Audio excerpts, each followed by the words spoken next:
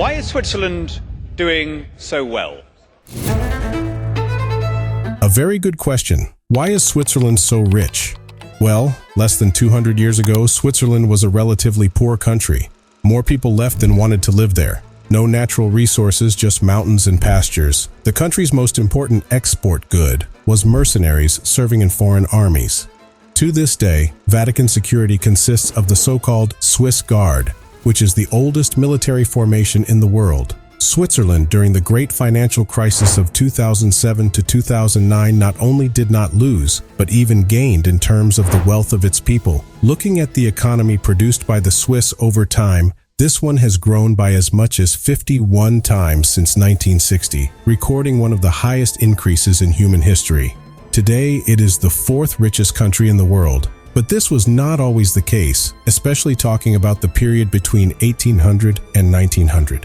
Even as urban residents began to benefit from the economy transforming global industrialization, those living in the countryside or alpine regions suffered from widespread hunger, leading many to seek their fortunes abroad, mainly in South and North America. Today, looking at Switzerland's population, it is quite clear that the Swiss not only do not want to leave their country, but above all, are a willing destination for immigration. Switzerland has virtually no raw materials, especially the energy ones on which the Arab states have built their wealth. In addition, it is one of the highest countries in the world where the average height above sea level is 1,350 meters. There is not even one country in the world that, having such a complicated geography, has achieved so much. The Swiss are judged to have gotten rich from the gold that Nazi Germany stole from the Jews during World War II, or from hiding the wealth of the richest. We have documents confirming that the Swiss were actively and directly involved in shipping gold for Nazis. The documents also show that these shipments were carried out by trucks that had the insignias of Switzerland stamped on them. In other words, they actually use Swiss transport. That the gold bars were identified clearly as coming from Germany.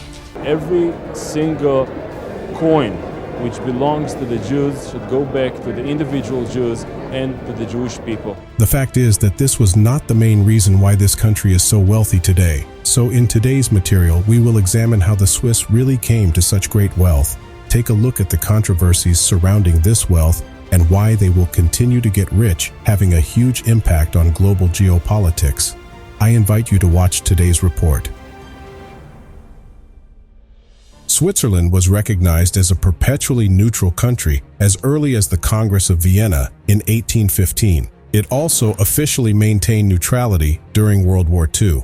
What did this mean? No foreign troops could be stationed in the country, nor could the country officially support either side. Nevertheless, as late as 1870, Switzerland had a GDP per capita similar to Uruguay, but by 1913, with $4,266 per capita, the Helvets were among the world's richest nations, alongside Britain and the US, among others.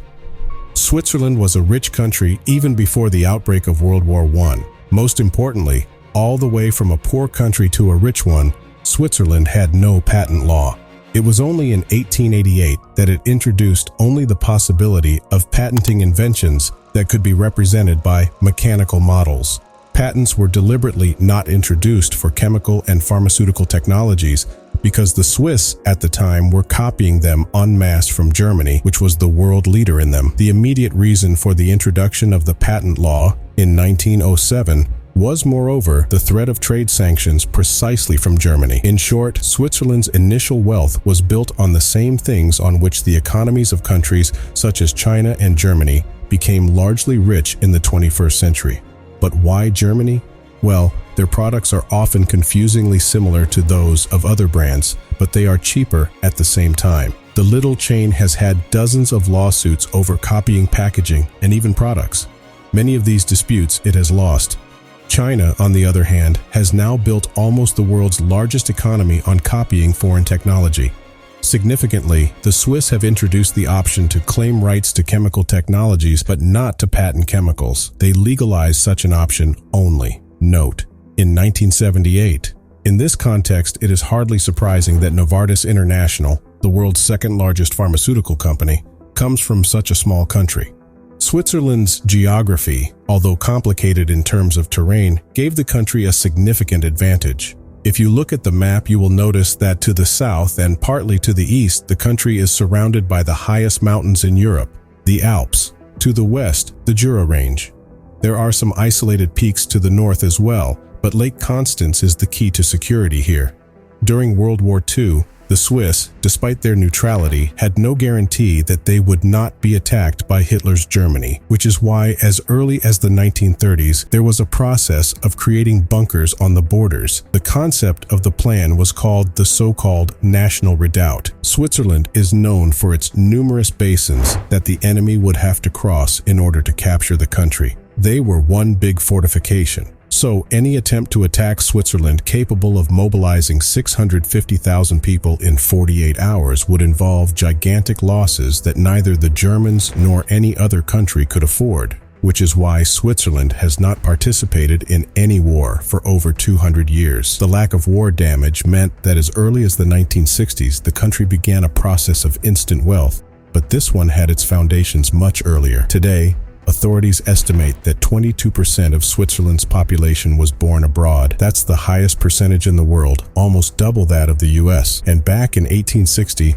only 5% of Swiss were expatriates. By 1910, the percentage was already 15%. Why is this so significant? Well, there were plenty of entrepreneurs among the emigrants. For example, Henri Nestle, founder of the famous Nestle food company, was German. Entrepreneurs migrated entire families to Switzerland because of its affordable tax laws, which involved low rates. Significantly, not so far back as 1875, the average duty on industrial products was only 6% in Switzerland, while in the US, it reached 50%. The Swiss gave their entrepreneurs access to free technology, but did not allow them to rest on their laurels. The threat of importing cheaper and better products from abroad mobilized manufacturers to constantly improve quality and lower prices.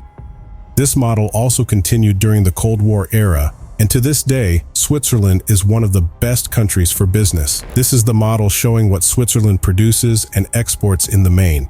35% is medical products, that is, among other things, medicines, vaccines, or other goods used for medical treatment, including even blood. Precious metals, which are produced and secured by Swiss banks, are responsible for about 25%. The remaining 40% includes collectibles industry, cultural goods like paintings, and other goods you see on the screen.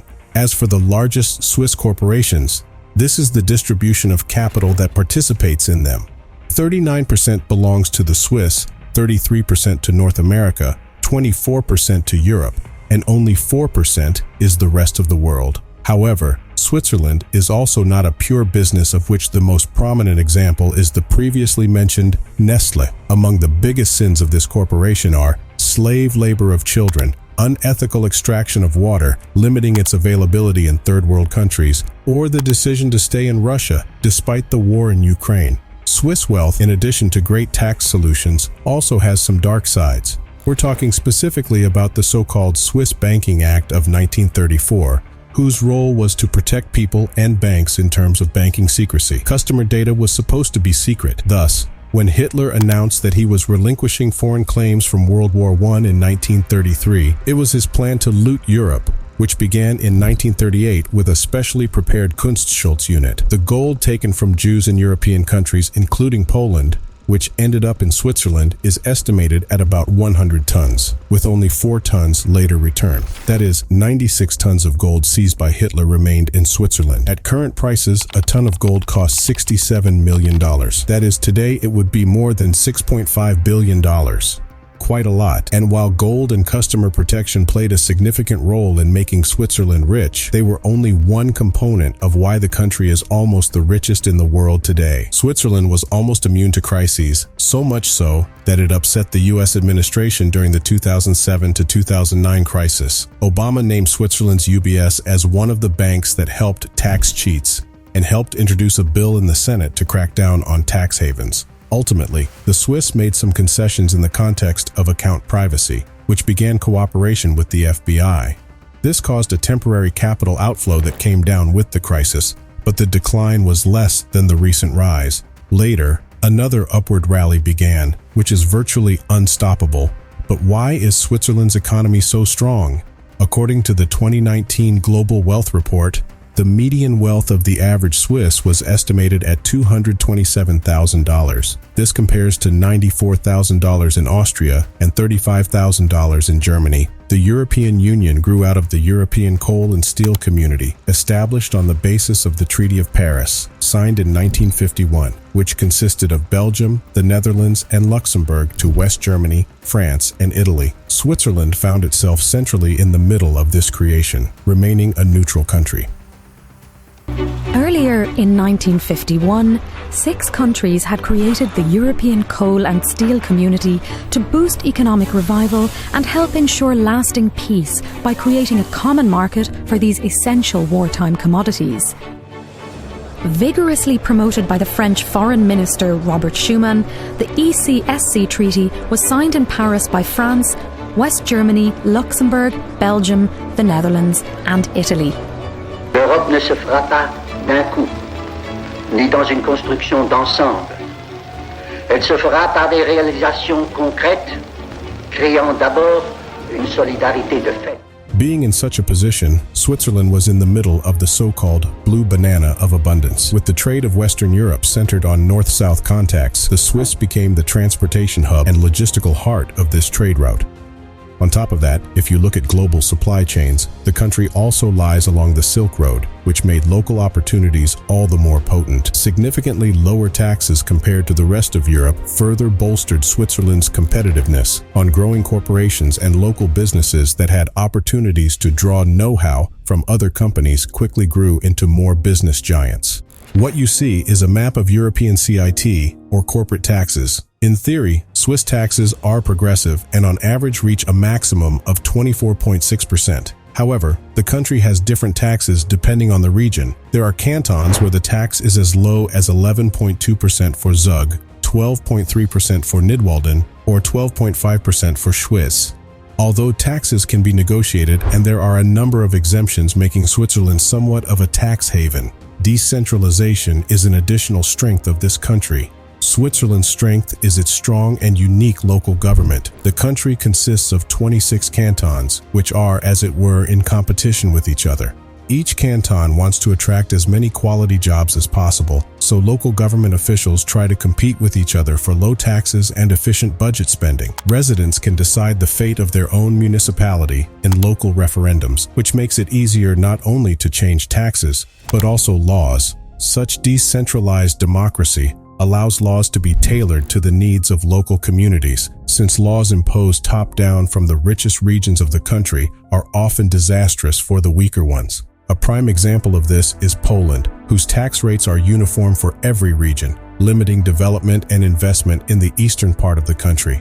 On top of this, Switzerland is not afraid of immigrants, but is bringing them in droves. 1 in 4 Swiss residents is an immigrant, but the country doesn't pull just anyone. There are a number of regulations in place to attract the most ambitious and willing people and students. Switzerland admits more asylum seekers on a provisional basis than most other European nations. The majority are only given a temporary right to stay and do not qualify for refugee status.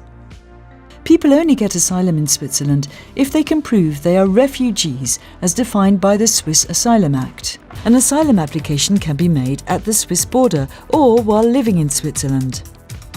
People cannot apply for asylum from outside the country. Applications from high-risk countries are sent to the Federal Intelligence Service to prevent terrorists from entering Switzerland under the guise of asylum seekers. Switzerland has some of the best medical services in the world, some of the best schools, and ranks at the top in almost every quality ranking. In terms of HDI, or quality of life for its residents, Switzerland is ahead of all countries in the world and holds the role of world leader. All this without raw materials, in difficult mountainous terrain requiring billions of dollars of investment in infrastructure, and with a population of just under 10 million. This makes such a small country the world's 20th largest economy, with influence on global geopolitics. It is home to the headquarters of such international organizations as the United Nations, the World Health Organization, the International Labor Organization, the World Trade Organization, the International Red Cross and Red Crescent Movement, and CERN, and many other organizations. Before the war in Ukraine, it was in Geneva that the US and Russia held a meeting to avoid conflict. In short, the wealth of the Swiss is mainly due to their approach to entrepreneurship and their fight against populism and unjustified handouts. Of course, some unfair practices have helped the country grow even more, but regardless, Switzerland's power has been built on hard work and science, which have translated into the financial importance of this beautiful country. I am curious about your opinions on Switzerland. For my part, that's it for today. Stay tuned. Cheers.